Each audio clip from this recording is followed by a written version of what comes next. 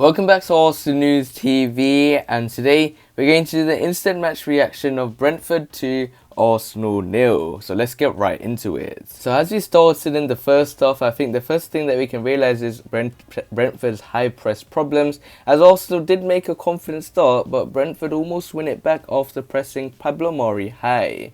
The Spaniard is not happy as he's forced to go long and sends a stern glare Bernd Leno's way after the German didn't make himself a passing option.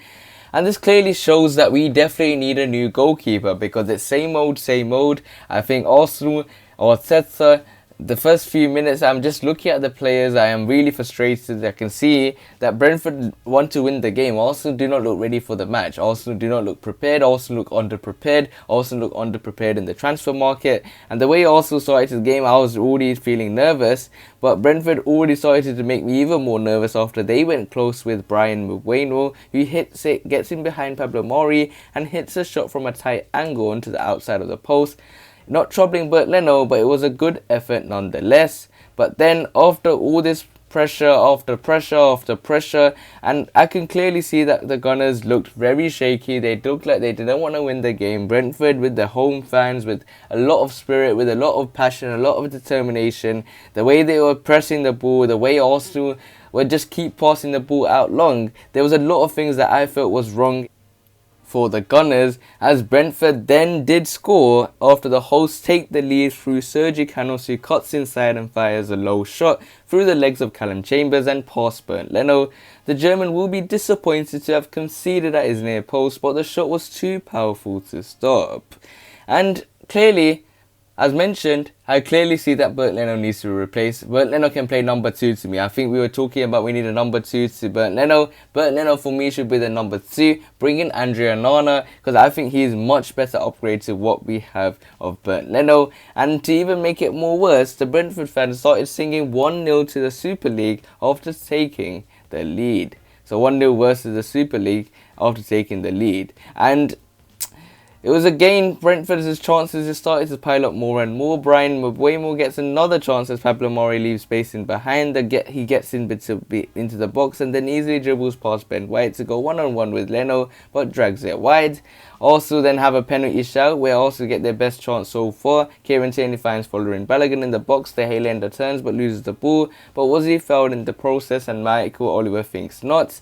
Then lucky escape for the likes of Granit Xhaka, someone that is going to sign a new deal. But we saw another one of Granit Xhaka's disastrous moments, as it was very nearly a disastrous moment for Granit Xhaka. He has no idea the Brentford players are pressing him on the edge of the box. The Swiss international does lose it, but the ball is miscontrolled and he gets away with it. Symbol of Arsenal's display so far, the word sluggish. And even more, if we want to look at Brentford, they looked much more passionate.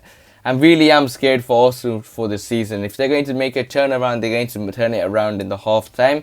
And for me, at this moment in time, waiting for how Arsenal are going to play in the second half, Arsenal would look shocking. The players look shocking. I think there's 1 or 2 players that want to play for this football club. For me, right now, I don't know what happens in the second half, but currently, right now, what I feel in the first half, Bernd Leno should be out of the club. Callum Chambers should be out of the club.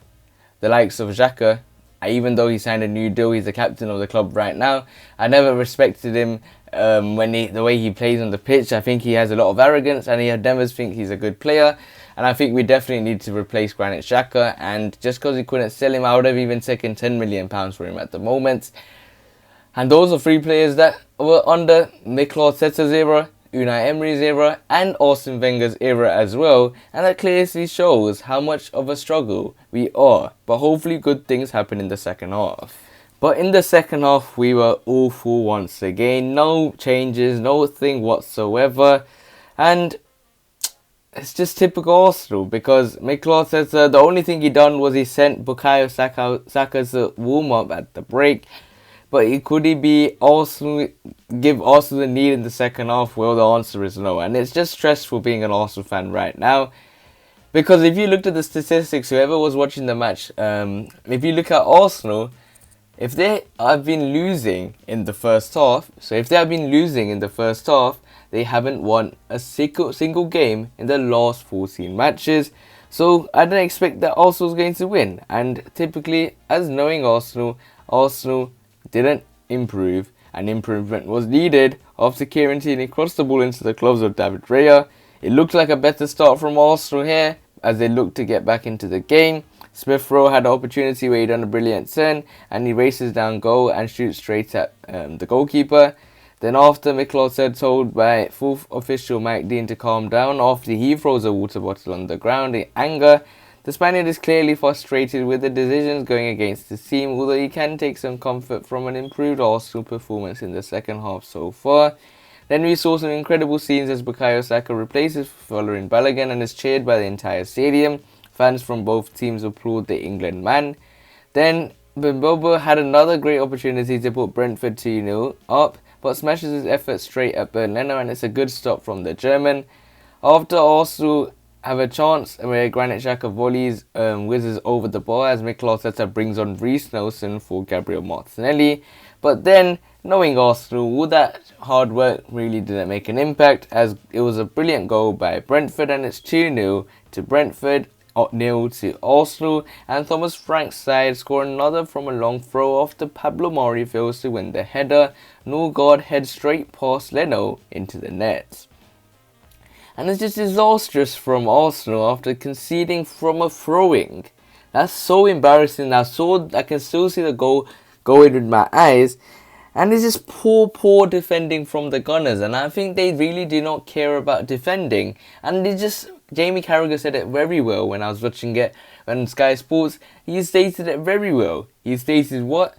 That it was basically Brentford men against Arsenal boys, and they got physicality was awful.